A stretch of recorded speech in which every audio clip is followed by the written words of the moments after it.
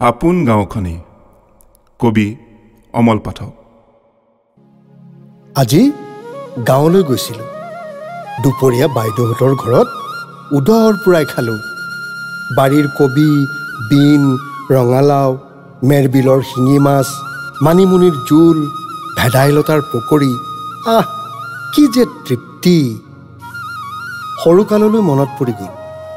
ভেলাঘৰৰ তলত লোকৰ বাৰীৰ আলু পাচলি চুৰ কৰি লগৰীয়াৰ লগত কিৰিলি পাৰি খোৱাৰ। তেতিয়া মাছ মাংসৰ খেলেই নাছিল।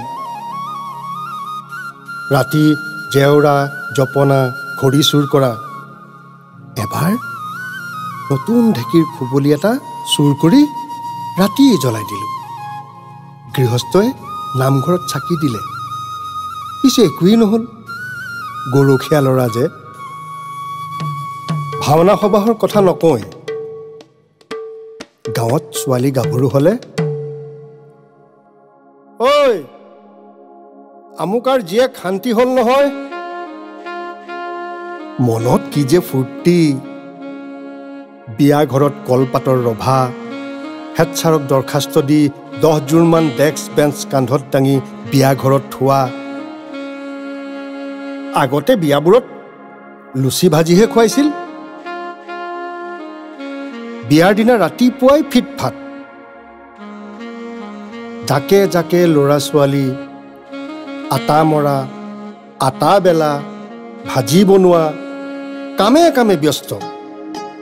আমি আকৌ কেইটামানে মঠা আটাৰ সৰু সৰু বাতুল গুটি কৰি লিলি, স্বপ্না, ৰত্না ধুনীয়া ধুনীয়া কেইজনীৰ তুলতুলীয়া গাললৈ দলিয়াই মৰম নিবেদন কৰিছিলোঁ। ভয়ো লাগে দাদা বাইদেউহঁতে চাই আছে বুলি। গাঁৱৰ বিয়াত মাইক লগাইছিল। দীঘল বাঁহত মাইকটো বান্ধি বিয়ালৈ নমতা মানুহৰ ঘৰলৈ মাইকৰ হৰণটো ঘূৰাই দিছিলোঁ। কি যে কৰা নাছিলোঁ।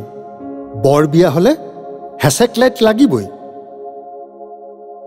ছোৱালী দূৰৰ হ'লে কথাই নাই। ডাঙৰ বাছ, দৰাৰ ককায়েক বা মোমায়েকে পাছত যোৱা মানুহৰ লিষ্ট বনায়। 2 দিনমান আগৰ পৰাই তামোল চাদা লিষ্ট বনোৱা মানুহজনক আলপৈচান নামটো লিষ্টত লিখাবলৈ। বহাগ আহিলেতো কথাই নাই। এনেই বুঢ়ী নাচনী, তাতে নাতিনীয়েকৰ বিয়া।